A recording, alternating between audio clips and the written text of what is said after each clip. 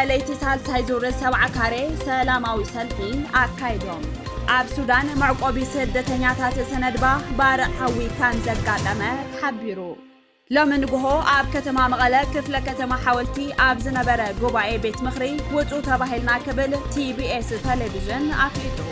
ሰራዊት ሱዳን ንዕጡቃት ዳዕም መሰሪዕ ካብ ካርቱም ጠቕሊሎም ከም ዝተደፍኡ ሓቢሩ ዝብሉን ካልኦትን ሰላምታና በብዘለኹም ይብጻሕኩም ክቡራት ተኸታተልቲ ኣክሱማውያን መራኸቢ ሓፋሽ ለምውን ከም ትልሙድ ካብ ትግራይ ክሳብ ዓለም ለኸ ፍጻመ ጥሩይ ሓበሬታ ናባኹም ክነቕርብ ኢና ንቪድዮና ላይክ ቻነልና ሰብስክራይብ ብምግባር ኣባል ቤተሰብና ይኹኑ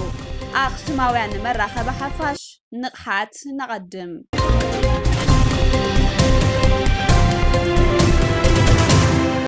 ደለይቲ ሳልሳይ ዙር ሰብዓ ካሬ ሰላማዊ ሰልፊ ኣካይዶም እቶም ወገናት ትግራይ መሬት ኣይፀበባን መንበሪ መሰል እምበር ገይፅ ኣይኮነን ዝተወደብናሉ ንሳልሳይ ዙር ሰብዓ ካሬ እምበር ንቀዳማይ ዙር ኣፓርታማ ኣይኮነን ፍትሒ ንኣባላት ሳልሳይ ዙር ሰብዓ ካሬ እዚ ሕቶ ንልዕሊ 6 ዓመት ዝሰምዖን ዘዳምፆን ዝሰኣነ ሕቶ እዩ ዝብሉን ካልኦትን ጭርሖ ሒዞም ሰላማዊ ሰልፊ ኣካይዶም ዘለው ኣባላት ሳልሳይ ዙር ሰብዓ ካሬ ብመሰረት ዝተወደብናሉ መምርሒ 4/2011 መንበሪ ክሳብ ዝወሃበና ሕጋውን ሰላማውን ሕቶና ምቕራብ ከንቀጽሊና ብዝብል መትከል ቀጻሊ ሰልፍን መድረኻትን የሳልጡ ከም ዘለው ይዝከር ጊዜያዊ ምምሕዳር ትግራይ ብመምርሒ 9/2017 ዓ.ም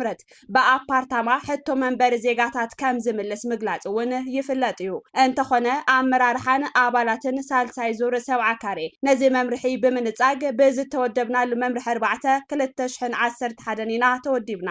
መምርሒ 9/2017 ዓ.ም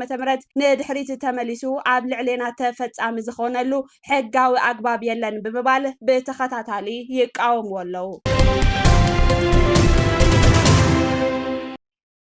ቤት ምኽሪ ወረዳ 10 ዓዲ ወጀራት ዘካይዶ ጉባኤ ከም ዝዛዘመ ኣፍሊጡ ኣብቲ ጉባኤ ኣባላት ቤት ምኽሪ ወረዳ ኣመሓደርቲ ጣብያ ሓፋሽ ማሕበራትን ወረዳ ካቢኔን ዝምልከቶም ካልኦት ኣካላትን ከም ዝተሳተፉ ዝረኸብናዮ ሓበሬታ የረድእ ካብ ዝተተሓዙ ኣጀንዳታት ድማ ጸብጻብ ናይ ሕሉፍ ዝተኻየደ ጉባኤ ቤት ምኽሪ መደብ ኣፈጻጽማ ሴክተራት ዘሎ ህልዊ ኩነታት ወረዳን ካብ ክልል ዝተወሃበ ተወሳኺ በጀት ምጽዳቕ ምዃኖም ተሓቢሩ ካብ ተሳተፍቲ ኣባላት ቤት ምኽርን ካልኦትን ዝቐረበ ውሳነ ሓሳብን ዝተበጽሐ መርድዳእን ድማ ከም ዝስዕብ ክቐርብ እዩ ብክልተ መስመር ተጻሒፉ ዝፈርስ ስርዓት የለን ንቕበሎ መራሒ እውን የለን ንቐጻሊ እውን ኣይህሉን ወጀረቶት መራሒና ብኸመይ ከም እንመርጽ ዘምህረና ኣካል ይኹን ትካል ኣይህሉን ብዓርስና ንፈልጥ ኢና ዝተቓለስናሉ ስርዓት ንምህናጽ እምበር ንምፍራስ ኣይኮነን ትማሊ ንኣሃዳዊ ስርዓት እናረገመን እናወገዘን ዝነበረ ሕዚ ከመይ ገይሩ ንዝረግሞ ይድግፍ ትማሊ ኣብ ህውከትን ኩናትን ነርና ሕዚ ንህውከትን ኩናትን ዝሽከም ማእገርን ህልናን የብልናን ሓለዋ ጸጥታን ውሕስ ከባቢ ምፍጣርን ብህዝቢ 10 ዓዲ ወጀራት እምበር ብናይ ደገ ሓይሊ ኣይረጋገጽን በምሉእ ዓቕምና ንጊዜያዊ መንግስቲ ትግራይ ንድግፍ ቤት ምኽሪ ንናይ ውልቀ ፓርቲ ክድግፍ ጊዜ የብሉን ፓርትን ሃይማኖትን ናይ ውልቀ እዩ ዓዲ ግን ናይ ኩሉ እያ ስለዚ ዓድን ምፍራስ ዝጽዕር ውልቀ ይኹን ጉጅለ ኣይንዕገሶን ህዝብን መምሕዳርን ወረዳ 10 ዓዲ ወጀራት ዘይፈልጦ ዝካየድ ኣኼባ ቁም ነገር ዘለዎ ይኮነን ንወረዳና እውን ኣይውክልን ወጀረቶት ልምዓት ክስራሓልና እምበር ኣመራርሓ ክቕየረልና ኣይሓተትናን ሕዚ ዝግበር ዘሎ ሕቱኽቱኽ ተወዲብና ሕቶ ልምዓት ከይንሓትት ዝስራሕ ዘሎ ሽርሒ እዩ ኣብዚ ሕዚ እዋን ልምዓትን ለውጥን ኢና ሲኢና እምበር ውግእን ኩናትን እማ ብጊዜ እናተፋረቐ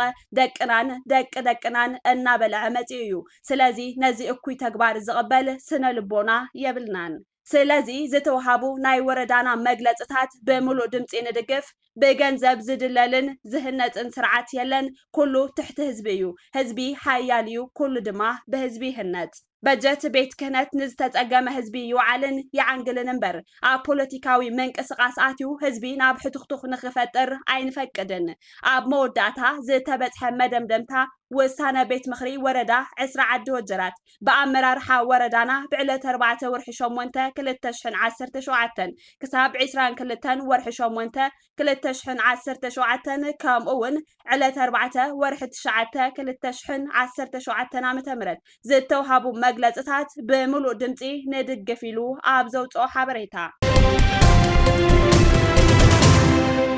ኣብ ሱዳን መዕቆቢ ስደተኛታት ተነድባ ባርዕ ሓዊ ከም ዘጋጠመ ተሓቢሩ ኣብ ሱዳን መዕቆቢ ስደተኛታት ተነድባ ዘጋጠመ ሓደጋ ባርዕ ሓዊ 20 መጽለሊ ምስ ንብረቱ ከም ዘቃጸለ ተገሊጽሎ እቲ ባርዕ ሓዊ ካብ ለይቲ ሰዓት 5 ኣቆጻጽራ ግእዝ ጀሚሩ ንኣስታት 1 ሰዓትን ፈረቓን ከም ዝጸንሐውን ተሓቢሩ ኣብ ህይወት ሰብ ዝበጽሐ ሓደጋ ከም ዘየለ ዝሓበረ ጋዜጠኛ መድሃኔ ግደይ ኣብ ልዕሊ ንብረት ከቢድ ሓደጋ ከም ዘብጽሐ ኣረድኡ ክብል ቴሌቪዥን ትግራይ ጸብጺቡ ኣብ ሃገረ ሱዳን መዕቆቢ ስደተኛታት ተነድባ እምራኩባ ሓሽምባን እምጉርጉርን በተደጋጋሚ በዘጋጠመ ሓደጋ ባርዕ ኣብ ልዕሊ ንብረትን ህይወትን ጉድኣት ምብጽሑ ዝዝከር እዩ ብሓደጋ ባርዕ ውሕጅን ካልኦት ጸገማትን ይሳቀዩ ዘለው ተጋሩ ስደተኛታት ቅድሚ ክረምቲ ምእታው ናብ መረበቶም ንክምለሱ ብሃንቀውታ ይጽበዩ ምህላዎም ተሓቢሩ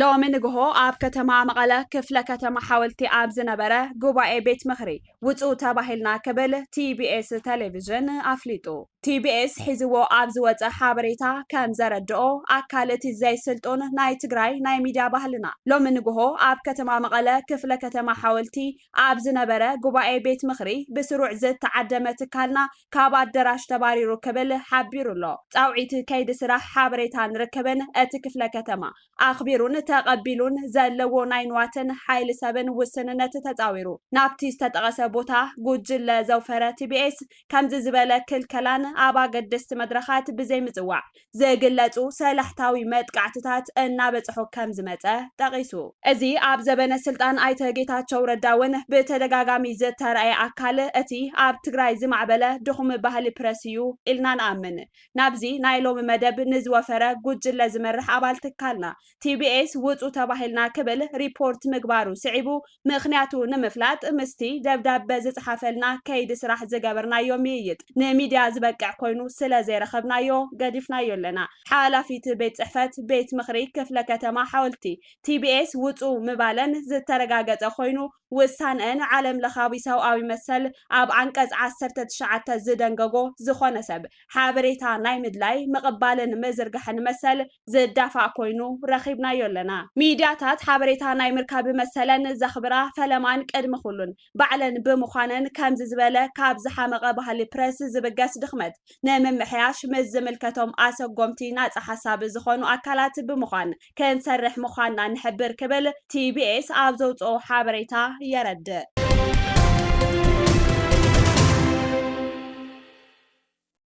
ሰራዊት ሱዳን ንዕጥቋት ዳዕመ ሰሪዕ ካብ ካርቱም ጠቕሊሎም ከም ዝተደፍኡ ሓቢሩ ንኽልተ ዓመታት ምስ ሰራዊት ሱዳን ኣብ ኩናት ተጸሚዱ ዝርከብ ወተሃደራዊ ጉጅለ ዳዕመ ሰሪዕ RSF ሙሉእ ብሙሉእ ካብ ግዝኣት ካርቱም ከም ዝተደፈአ ሰራዊት ሱዳን ይገልጽ ማዕከን ዜና እቲ ሃገር ኣብ ዝዘርግሖ ጸብጻብ ግዝኣት ካርቱም ፍጹም ካብ ዓመጽቲ ናጻ እያ ክብል ኣፍሊጡሎ እዚ ሰራዊት ከተማ ካርቱም ንቤተ መንግስቲ ፕሬዝደንት ሓዊሱ ካብ ዝቆጻጸሩ ድሕሪ ኣስታት 2 ወርሒ ዝመጸ ምዕባለ እዩ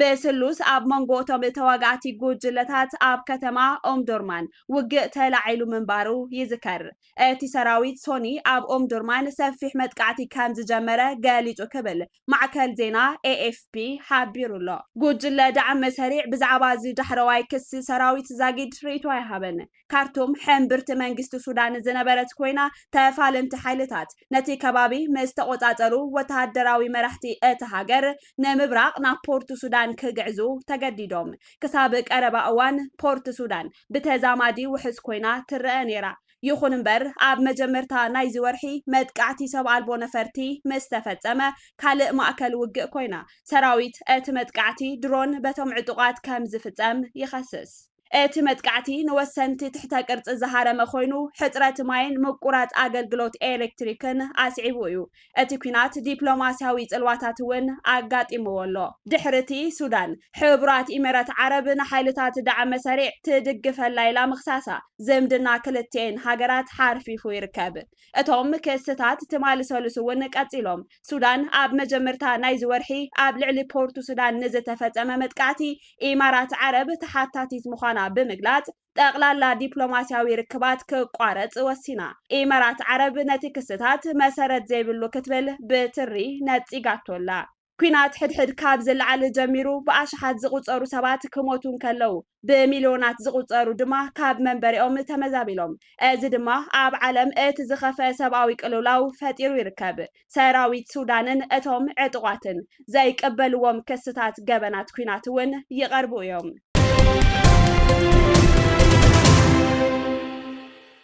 ክቡራት ተኸታተልቲ ኣክሱማውያን መራኸቢ ሓፋሽ ንሎም ዕለት 14 ወርሒ 9 2017 ዓ.ም